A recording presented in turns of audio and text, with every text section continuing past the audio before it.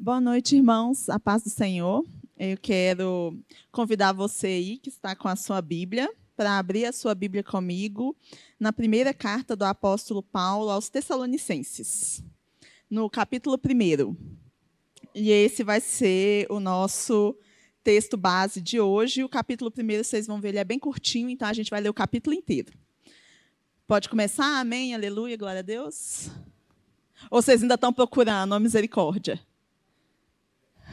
Glória a Deus, então, gente. Então, vou começar.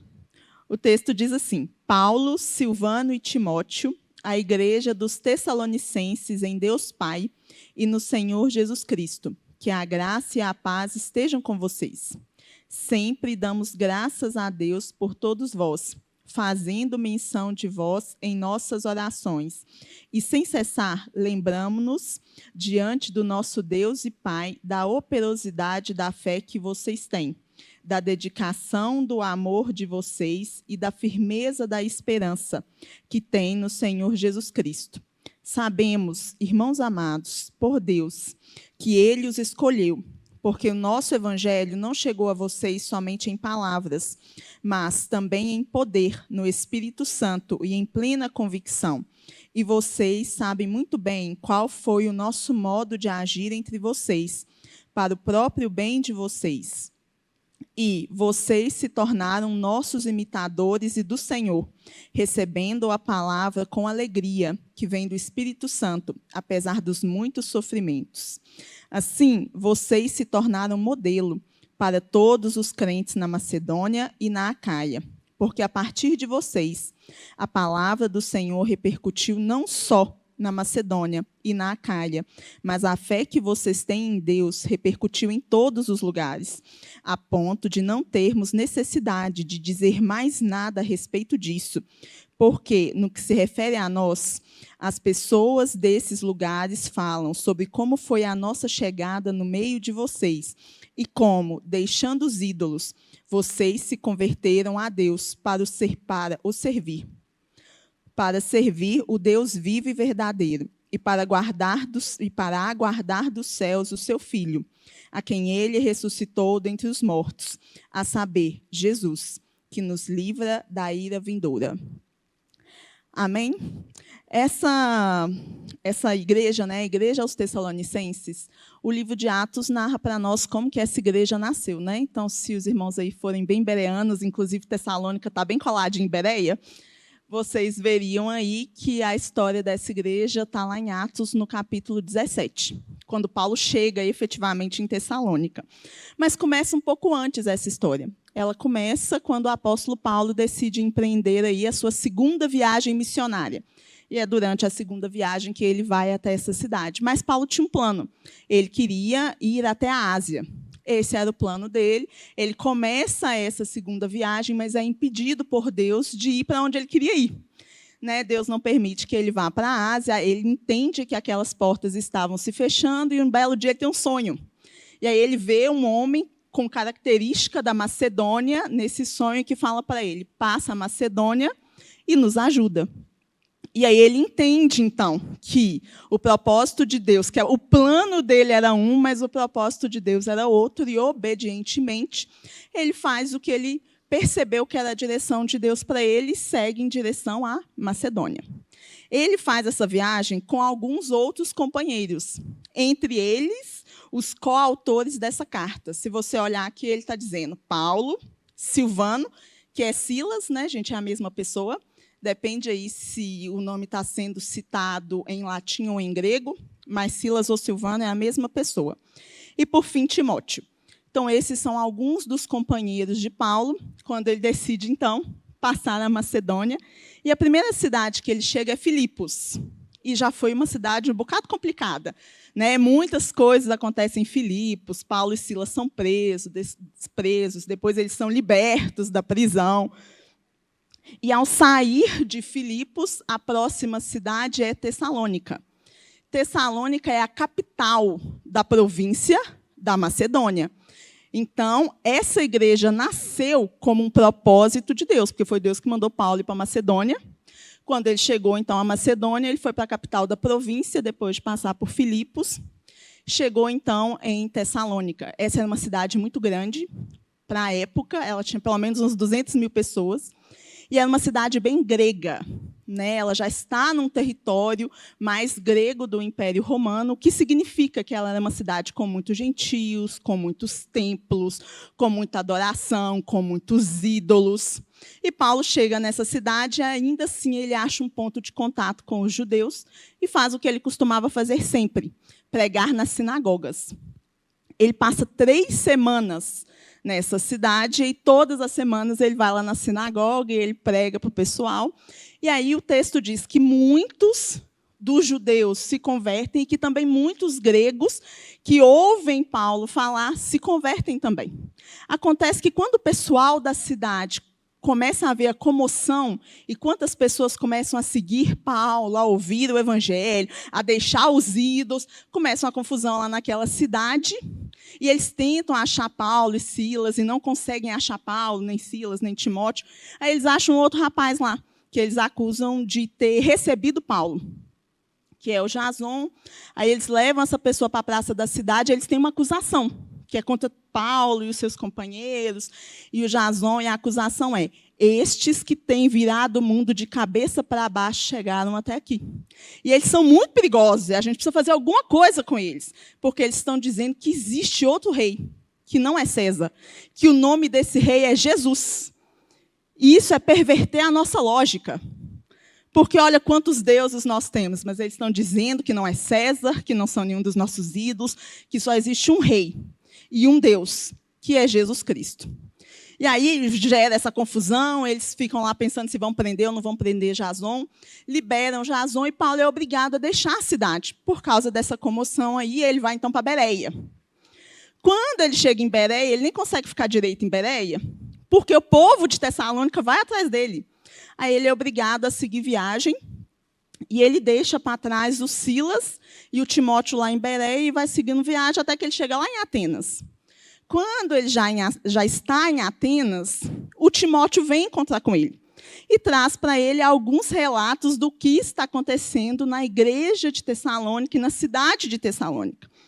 E aí, quando Paulo recebe esses relatos, ele resolve, então, escrever essa carta aqui, para esses irmãos, falando todas essas coisas. E a primeira coisa que me impressiona aqui, quando a gente lê esse capítulo, é que essa era uma igreja jovem, gente. Paulo ficou lá 3 semanas e ele teve que fugir. E mesmo sendo uma igreja jovem, o evangelho foi recebido aqui com muita alegria. Paulo fala que essas pessoas receberam e abraçaram o evangelho com muita alegria, a ponto de ele escrever essa carta, e a primeira coisa que ele fala é: olha, eu dou graças a Deus pela vida de vocês.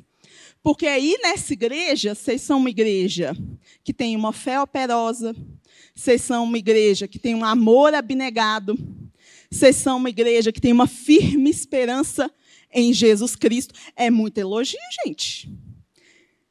Por isso, eu queria refletir com vocês aqui sobre algumas características dessa igreja que nós devemos buscar ter na nossa vida enquanto cristãos.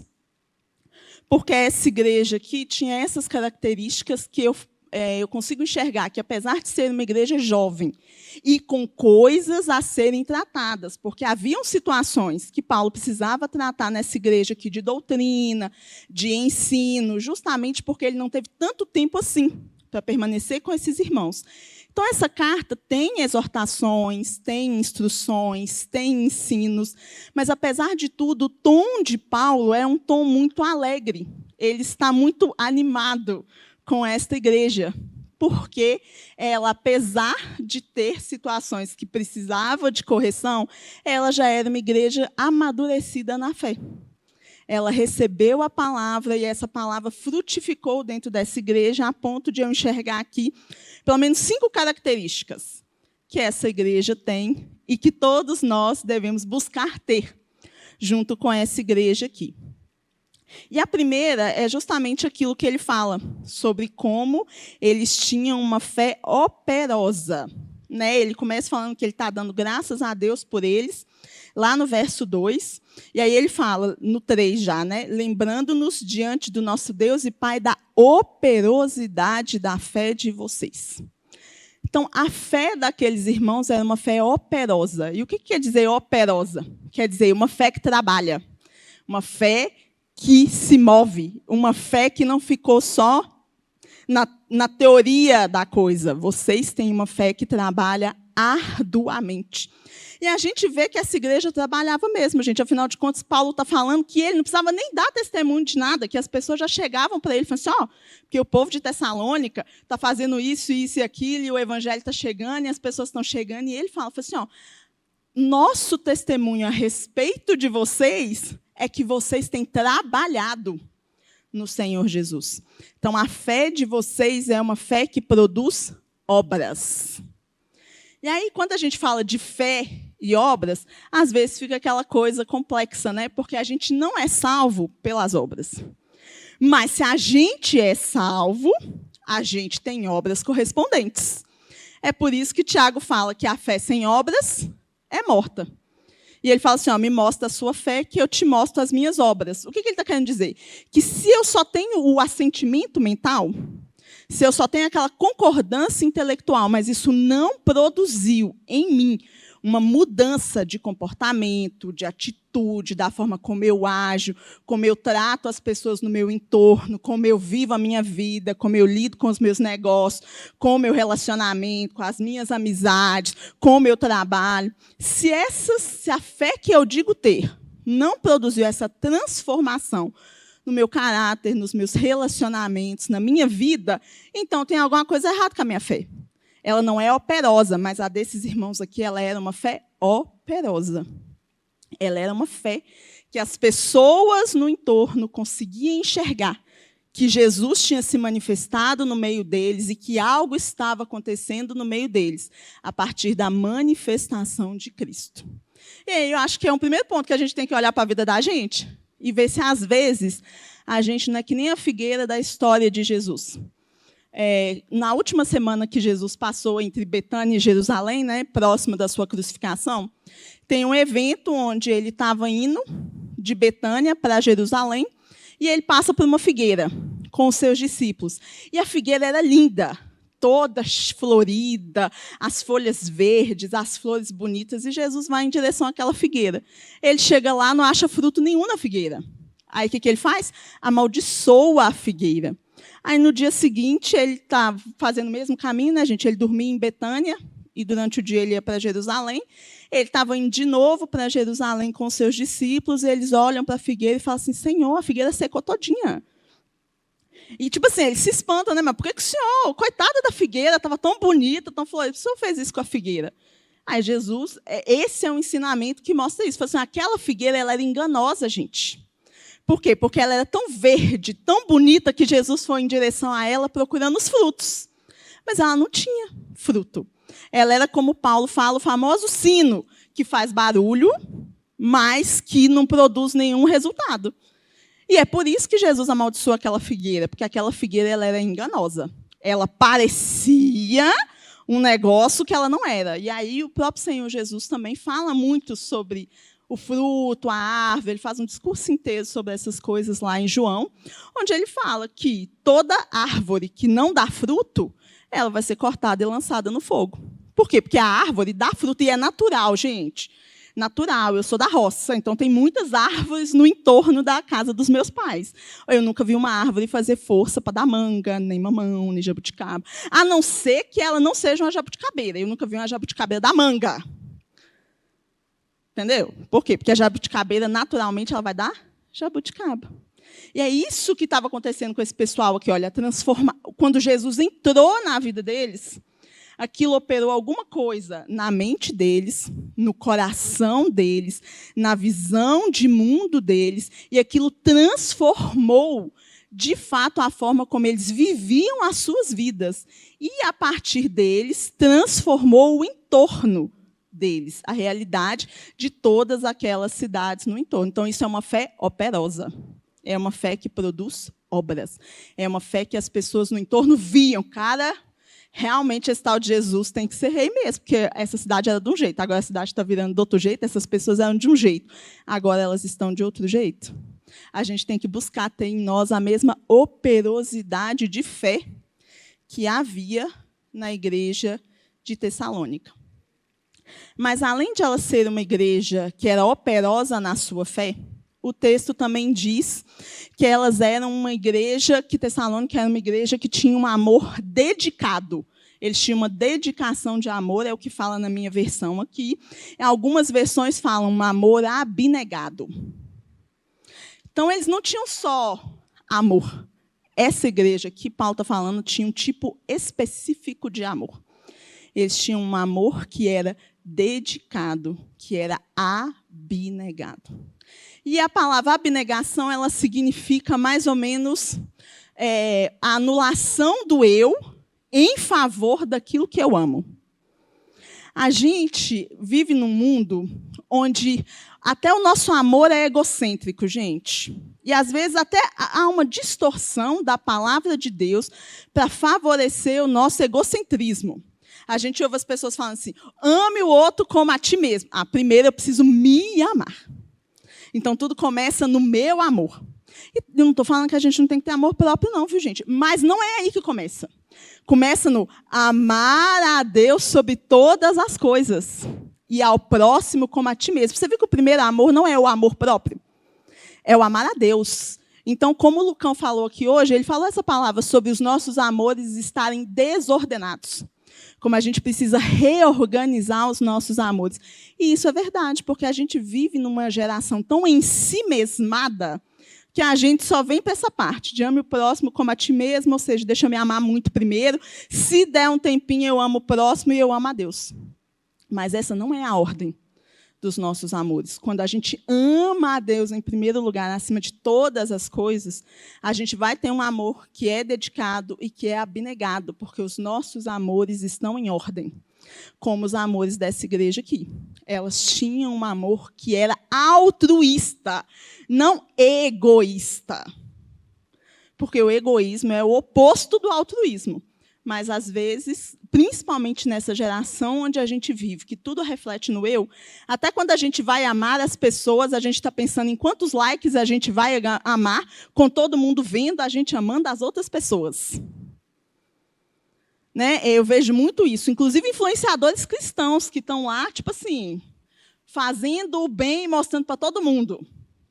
E fala assim, não, isso é para inspirar os outros. Às vezes pode ser, mas às vezes não, porque Jesus falou que quando você for fazer um negócio para alguém, que a sua mão direita não veja o que a sua mão esquerda está fazendo. Mas, no nosso caso, a gente está botando assim. Não, Jesus, minha mão direita não está vendo, não, mas no pessoal, no meu Instagram, eu espero que todo mundo esteja assistindo. Então, aí a gente vê que a cultura, ela influencia a gente. E como eu falei para vocês, gente, esse pessoal aqui também estava numa cultura muito difícil. Numa cultura cheia de ídolos. Mas, ao invés de deixar a cultura influenciar o cristianismo deles, a gente vai percebendo nesse texto que o cristianismo deles, o amor deles ao Senhor Jesus, a transformação que Cristo fez na vida deles é que começou a mudar a cultura e o entorno. Então, a gente precisa aprender com esses irmãos aqui a colocar os nossos amores em ordem para que a gente efetivamente tenha um amor por Deus e pelas outras pessoas, que seja um amor abnegado, um amor dedicado, como o Paulo elogia essa igreja por ter. E aí depois ele também fala que essa igreja, ainda no mesmo verso 3, lá no finalzinho do 3, ele, depois do amor, fala da firmeza da esperança que vocês têm no Senhor Jesus Cristo. Então, vocês repararam que, quando você pega o centro desse verso aqui, Jesus está falando que aquela igreja, eles tinham fé, amor e esperança. É a mesma coisa que Paulo coloca como sendo mais importante lá em 1 Coríntios 13, um texto tão famoso, né, onde ele fala que de todas as coisas que devem permanecer, deve-se guardar principalmente a fé, a esperança e o amor. Paulo exorta Corinto a ter isso, e ele está falando que isso existe em Tessalônica. Ele está falando assim, vocês têm fé, vocês têm esperança e vocês têm amor. E a esperança deles, ele fala que é uma firmeza de esperança. E não é só esperança por esperança, é esperança em Jesus Cristo. Então, aqui ele também está qualificando a esperança deles. Da mesma forma que ele qualificou a fé, ele qualificou o amor e ele qualifica a esperança dessas pessoas. Olha, vocês têm um tipo de fé que é cheio de frutos, vocês têm um tipo de amor que é dedicado, e vocês têm um tipo de esperança que é firme, que não é vacilante, que não é inconstante, que não depende das circunstâncias, que não depende das situações. A fé de vocês tem uma firmeza, que é mais ou menos o que Jesus também fala lá no final do Sermão do Monte, quando ele fala sobre a pessoa que construiu a casa na areia e a pessoa que construiu a casa na rocha. Gente, a casa era igual. E o que assolou a casa também. Porque Jesus fala que ambas as casas foram assoladas pelo vento, pela tempestade, pelo furacão. A diferença não estava tanto nem na casa, nem na circunstância externa que faz a confusão naquela casa. Estava no quê? Do fundamento. Um construiu na rocha, outro construiu na areia. A que tinha um fundamento sólido, a que tinha firmeza de fundamento, permaneceu. A que não tinha, caiu. Então, eles estão falando assim, vocês têm uma esperança firme, uma firmeza de esperança em Jesus Cristo. Qual que é o fundamento que faz uma esperança ser firme? Jesus Cristo. Então, não adianta você ter esperança, se essa esperança for em qualquer outra coisa que não seja Jesus Cristo. Paulo fala assim, se a nossa esperança está nas coisas deste mundo, nós somos as mais infelizes das criaturas. Porque as coisas desse mundo, elas são mutáveis. Elas são inconstantes. Hoje o mundo está de um jeito, amanhã pode estar de outro. Hoje você está trabalhando num lugar, amanhã você pode não estar. Sua esperança está no seu salário, no seu patrão, nas pessoas ao seu redor. Olha, hoje seus familiares podem estar vivos, amanhã eles podem não estar, gente, porque isso é a lei da vida. O que permanece? Cara, permanece. Você permanece se o seu firme fundamento de esperança for Jesus Cristo. Se a sua casa estiver construída nessa rocha, a sua esperança vai ser firme. Vai ser uma esperança que não vacila de acordo com as circunstâncias da vida. E ele está dizendo que essa igreja tinha isso. Tanto é que ele diz que fala, olha, vocês estão perseverando na palavra a despeito dos sofrimentos. Ele usa essa palavra aqui. Ele fala assim, vocês são uma igreja que está sofrendo pressão. Vocês são uma igreja que está sofrendo perseguição. Vocês são uma igreja que está plantada num lugar extremamente idólatra. Num lugar onde a pressão é muito grande para vocês voltarem para a sua vida antiga. Para vocês se formatarem a cultura. Mas vocês estão perseverando a despeito desses sofrimentos e dessas dificuldades. Por quê? Porque vocês têm uma firmeza de esperança em Cristo. E aí é importante a gente fazer uma diferenciação aqui, gente, porque alguns irmãos em Tessalônica, eu acho, eles tinham essa dificuldade, que é essa diferenciação entre o que é esperançar e o que é esperar. Muitos desses irmãos, e a dificuldade que havia nessa igreja aqui, que é até um dos motivos tratados por Paulo nessa epístola aqui, é que alguns desses irmãos nessa cidade, eles pensavam assim, já que Jesus está voltando, eu não preciso trabalhar, eu não preciso me esforçar para meus relacionamentos, eu não preciso fazer nada. Eu vou ficar aqui, eu não vou fazer nada, eu vou largar meu serviço e eu vou simplesmente esperar Jesus voltar. Aí Paulo corrige esses irmãos, fala assim, irmão, se você não trabalha, você também não come. Por quê? Porque esperar é diferente de esperançar. Paulo elogiou a esperança deles. Mas não quer dizer que era para eles ficarem passivos, sem fazer nada, aguardando em berço esplêndido Jesus voltar. Eles tinham essa incompreensão, ou alguns deles tinham essa incompreensão que fazia com que eles não percebessem que eles tinham que se pôr em movimento. E eu não sei quantos aqui já ouviram uma música, ela é um pouco mais antiga, eu acho que ela é do Marcos Almeida, onde ele fala assim, esperar em ti, Jesus, é sempre caminhar. Então, não quer dizer que a gente não vai se pôr em movimento, quer dizer que a gente vai se pôr em movimento, tendo os nossos olhos postos em Jesus e no propósito dele para as nossas vidas. Não quer dizer que a gente vai ser apático. Não quer dizer que a gente vai ter esse tipo de fé que não enxerga a realidade e que acha que Deus tem que fazer tudo e depois reclama porque o fulano está prosperando, a vida dele está andando e a minha está parada e ainda põe a culpa em Deus no final das contas. Não é nada disso. Então, esperar e esperançar são coisas diferentes. Paulo está falando para essa igreja, corrigindo esses irmãos, dizendo, olha, se ponham em movimento. Vocês precisam, sim, trabalhar, cuidar das suas casas, das suas famílias, mas agora vocês vão fazer isso com os seus amores realinhados, com a sua visão em Cristo, com a sua esperança na eternidade, não só nas coisas desta vida, porque aí vocês vão conseguir se reorganizar a partir da sua nova vida em Cristo, para continuarem vivendo a sua vida. Enquanto vivem a sua vida, vocês glorificam a Deus e o fazem conhecido. Então, é uma diferença que alguns desses irmãos não entendiam, mas que muitos deles entendiam, já que Paulo elogia-os pela firmeza da esperança deles em Cristo Jesus. Aí depois, o apóstolo Paulo também os elogia numa outra coisa. Ele fala que aqueles irmãos se tornaram, lá no verso 6, ele fala assim, e vocês se tornaram nossos imitadores e do Senhor, recebendo a palavra com a alegria que vem do Espírito Santo.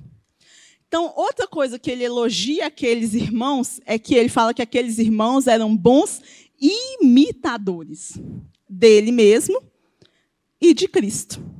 E aí, em português, né, a palavra que significa imitação, eu não sei se os irmãos já ouviram essa palavra, significa mimetismo. Essa palavra mimetismo significa arte da imitação. E a primeira coisa que eu preciso para ser um bom imitador é conhecer o meu modelo. Então, eu não sei quem já viu aí esses negócios de imitação, esse pessoal que imita os outros na rua. Para eu ser um bom imitador, eu preciso, primeiro, ser um bom observador.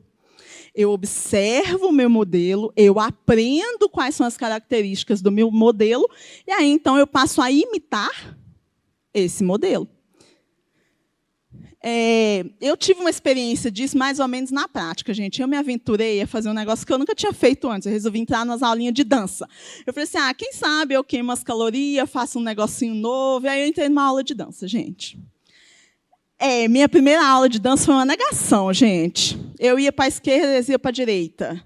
Eu ia para frente, eles iam para trás. Aí, na hora que era para ir para trás, eu estava indo para frente, eu trombava nas coleguinhas. Foi uma bagunça.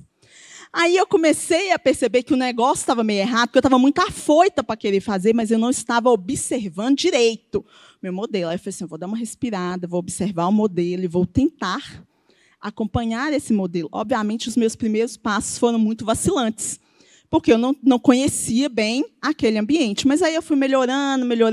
Aí tinha hora que eu via que eu não estava tão bem, eu pedi uma coleguinha que estava dançando há mais tempo que eu para me ajudar. Eu falei assim, faz mais devagar aqui, porque lá está muito rápido, eu não estou dando conta de acompanhar. Então, você me dá uma ajudada aqui? E uma coisa que eu aprendi, gente, com a minha aula de dança, é que você não aprende a dançar se você não for dançar. Ou seja, eu podia ler, e todo mundo sabe que eu amo ler, né, gente? Eu podia ler todos os livros do mundo sobre dança e eu não ia ser uma bailarina. Nunca na vida. Por quê? Porque tem coisa que só a teoria não resolve. Então, não adianta eu ter uma teoria sobre as coisas se eu não botar em prática. Então, por que Paulo começa falando assim, vocês me imitaram? Porque Paulo, gente, conhecia o modelo melhor do que eles. Então, eles estavam olhando para o comportamento de Paulo, e a partir do comportamento de Paulo, eles estavam entendendo como era o comportamento de Jesus, e aí eles estavam se aproximando de Jesus e sendo transformados à medida que eles começaram imitando e se transformaram um modelo que outras igrejas estavam imitando. Vocês perceberam isso? Por isso que Paulo começa assim. Ele não fala assim, vocês foram imitadores primeiro de Jesus e depois nós. Não. Vocês foram imitadores primeiro nós e depois de Jesus.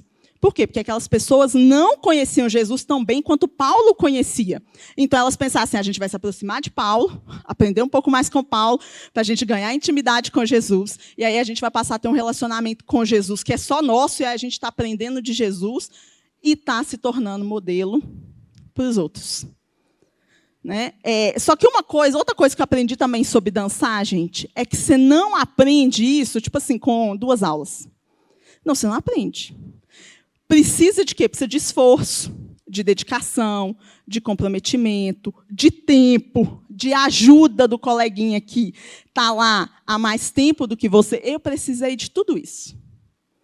E aí tem um autor aí famoso que diz que quando a gente se converte, o que acontece conosco é que o Pai, Filho e o Espírito Santo chamam a gente para dançar com eles.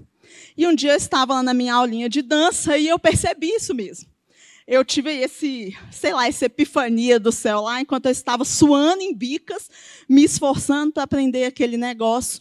E o Senhor Jesus, né, o Espírito Santo falou comigo, falou assim, a vida cristã também é assim, Vanessa. Você não vai aprender a dançar com a Trindade se você não se esforçar.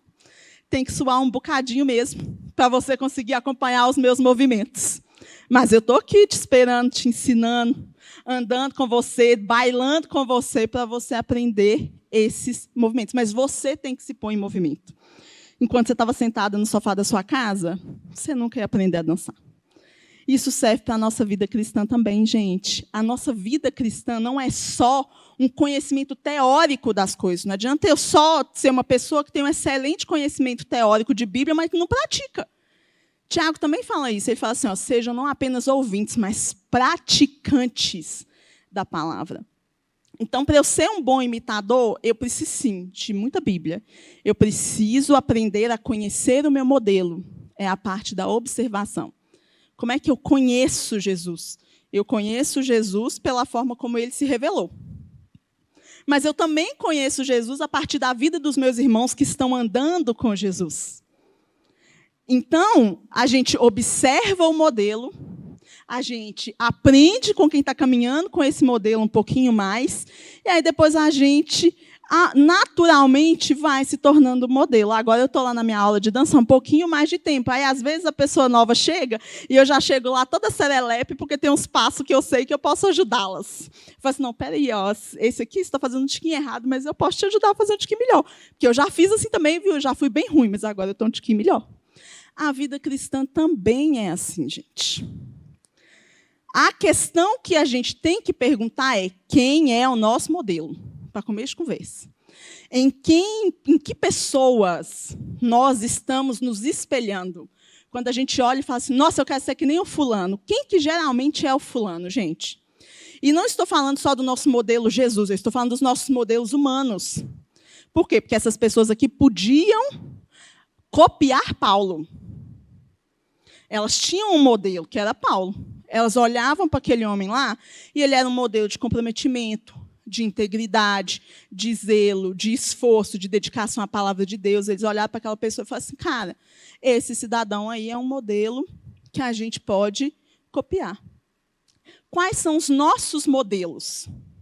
Quando a gente pensa assim, não, eu quero ser parecido com alguém. Com quem? E isso você vai virar e falar assim, Jesus. É óbvio, né, gente? Se você está aqui e a sua primeira resposta não for Jesus, aí a gente vai orar, fazer o apelo no final, você vem entregar a vida para Jesus para você começar a seguir o modelo certo. Mas como a gente viu aqui, Paulo não está falando só imita o Senhor. Ele falou assim, vocês me imitaram e me imitando, vocês viram como é que faz para imitar Jesus. Quem é o nosso modelo?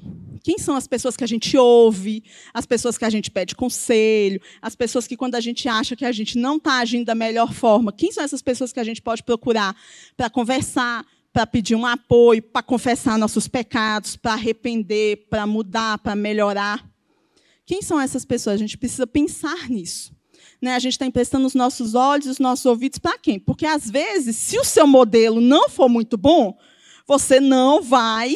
Entendeu? Não adianta você ser um bom imitador se o seu modelo não for bom. Tá? A gente precisa pensar. Quem são os nossos modelos? Gente, né? Quem são os nossos heróis?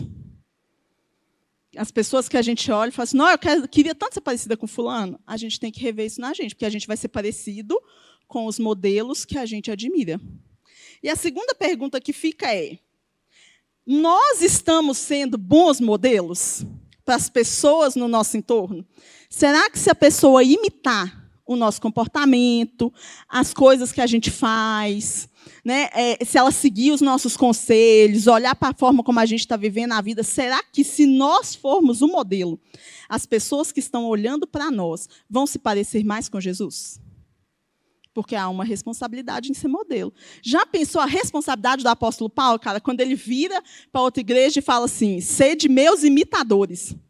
Cara, você tem que ser assim, uma pessoa muito consciente de si mesmo para falar assim, seja meu imitador, porque eu estou tentando imitar Jesus. Porque eu estou andando com Jesus direitinho. Porque eu estou buscando Jesus direitinho. Sabendo que não era perfeito, gente. Paulo reconhece todas as suas imperfeições, inúmeras vezes. Mas ainda assim ele diz, eu estou buscando caminhar com Jesus, então você pode olhar para mim e aprender comigo como que faz para ser mais parecido com Cristo. Então fica aí a outra reflexão para a gente, pensar que tipo de modelos nós estamos seguindo e que tipo de modelo nós estamos sendo. E se não somos o melhor modelo, temos que pensar nos nossos modelos e temos que pensar, talvez, na nossa modelagem. Às vezes está faltando o quê? Está faltando o esforço. Está faltando o suar a camisa, está faltando a dedicação. Porque, como eu disse para vocês, ninguém aprende a dançar com 2 aulas de dança.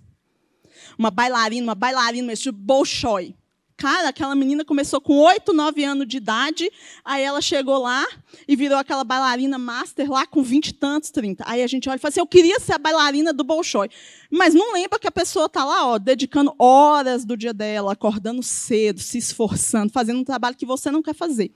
Uma coisa que acontece muito com a gente cristã é que a gente quer o resultado sem passar pelo processo. Aí a gente quer ser um crente muito bom, mas a gente não está disposto a se esforçar para nos formatarmos à forma de Cristo. Eu não quero negar a mim mesmo, mas eu quero ser um bom cristão. Eu não conheço meu modelo, porque eu não sei nada de Bíblia. Se me perguntar assim, onde é que está Abacuque na Bíblia, eu vou perguntar, quem? Nunca nem ouvi falar. Entendeu? Se me falar assim, gente, porque o profeta Oséias? Não, Oséias não conheço, não sei, não fui apresentado. Aí como é que a gente quer se formatar um modelo se a gente nem conhece o modelo? A gente precisa verificar todas essas coisas na nossa vida para que a gente chegue àquilo que Paulo fala para esses irmãos. Fala assim, vocês começaram imitando a gente, imitando Cristo, e hoje vocês são um modelo que está sendo imitado por todas as igrejas da Macedônia e da Acaia. Essa igreja de Tessalônica, gente, era uma igreja que tinha expressividade. Ela era uma igreja relevante no mundo do seu tempo. Porque, ao invés de se formatar a cultura, ela estava desafiando a cultura do seu tempo. E, por isso, ela era uma igreja relevante, que fazia a diferença porque era diferente. E estava fazendo isso para a glória de Deus. E como é que a gente sabe isso? Pelo 5º ponto que eu queria destacar aqui, a respeito de outra característica dessa igreja, que a gente também deve imitar.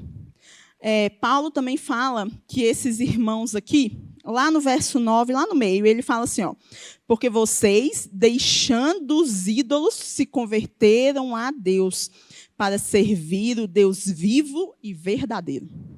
Então, ele fala assim, eu percebo que vocês tiveram uma real conversão porque vocês deixaram os ídolos. Vocês saíram daquilo que vocês achavam antes que era virtude, salvação, poder, vocês se converteram. Né? Se converter é mudar a rota, mudar o caminho. Agora vocês servem o Deus vivo e verdadeiro. E como eu disse para vocês, aquela era uma cidade grega, gente. E os gregos tinham uma infinidade de deuses. E quando a gente fala dos deuses gregos, uma coisa que eu, particularmente, sempre achei engraçado, é que esses deuses e as suas características, eles refletem muito desejos ou características humanas. Então, os deuses gregos, eles representavam o próprio desejo do coração dos seus fiéis, por assim dizer. Então, pensa, por exemplo, na Afrodite, a deusa do amor. Então, as pessoas iam lá fazer sacrifícios para Afrodite porque elas queriam amor, elas queriam casamento, elas queriam uma felicidade nessa área da vida delas. Então, qual que era o ídolo? A Afrodite ou o amor? A Afrodite era um ídolo que representava alguma coisa que elas buscavam muito. No caso, o amor romântico. Aí eu tenho outro deus, por exemplo, que é o deus Eros. Ele era o deus do desejo. Então, as pessoas tinham desejos, hedonistas, né? Por isso que, quando a gente fala de hedonismo, a gente remete a esse Deus aí. E o hedonismo é a busca do meu próprio prazer. Então, esse era considerado o Deus do prazer, o Deus do hedonismo. Então, qual que era o Deus? Era o Eros ou era o hedonismo representado pelo Eros? A mesma coisa com o Ares. O Ares era o famoso Deus da guerra, da glória. Então, quem viu aquele negócio, aquela famosa guerra de Troia com Aquiles, o guerreiro grego? Então, ele era um guerreiro muito famoso, mas o que ele queria sendo um guerreiro tão famoso? O que ele queria era a glória, o poder, o reconhecimento. Então, por trás desse Deus Ares, que era o Deus da guerra, eu tenho isso, o poder, a glória, o reconhecimento. Então, quando essas pessoas abandonam esses ídolos, o que elas estão fazendo é abandonando também essas idolatrias. E por que eu estou falando isso, gente? Porque a gente tem uma visão muito errada sobre ídolo, ou muito reducionista sobre o que é um ídolo. A gente olha para os coleguinhas do lado e fala assim, idólatras, porque estão adorando imagens. E não estou dizendo que não seja isso. Só que eu quero dizer que há muito mais dentro do conceito idolatria do que simplesmente adorar uma imagem.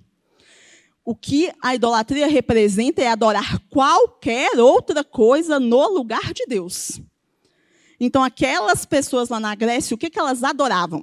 Elas adoravam o amor, elas adoravam o poder, a riqueza, o dinheiro, o prazer, a satisfação dos seus próprios desejos. E eles criavam figuras de deuses que funcionavam como o ícone, né, a imagem daquilo que eles desejavam. Então, eles eram guerreiros fortes, mulheres bonitas. Então, era uma representação de outras coisas. O que eu quero dizer com isso é que, às vezes, a gente também pode estar cheio de ídolos no nosso coração, só que sem as imagens. Eu posso estar aí sendo uma pessoa que, se eu faço tudo em prol da minha prosperidade, se eu faço tudo, se o maior desejo da minha vida é ser rico, é ter poder, é ter status, é ter reconhecimento, é ter dinheiro, é ter amor, é ter casamento, é ter várias outras coisas, e eu coloco isso como o maior objetivo da minha vida, eu posso, talvez, ser uma pessoa que tem vários ídolos no meu coração e que não me reconheço como alguém que é idólatra. Então, o que é um ídolo? É tudo aquilo que ocupa o meu coração no lugar de Deus. E aí o que Paulo fala para essas pessoas é que elas se converteram verdadeiramente a Deus, porque elas abandonaram os seus ídolos e se voltaram para o Deus vivo e verdadeiro como a fonte real de satisfação da vida delas.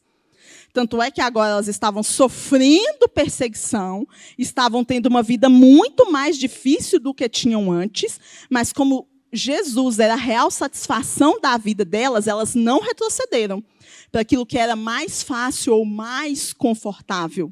Elas desafiaram o ambiente cultural da sua época a um alto custo, pessoal, inclusive. Por quê? Porque elas encontraram uma real satisfação em Jesus Cristo. Então, essas pessoas se converteram verdadeiramente dos seus ídolos. E aí fica a reflexão para a gente olhar para o nosso próprio coração e verificar aí se não existem ídolos no nosso coração que estão ocupando o lugar de Deus.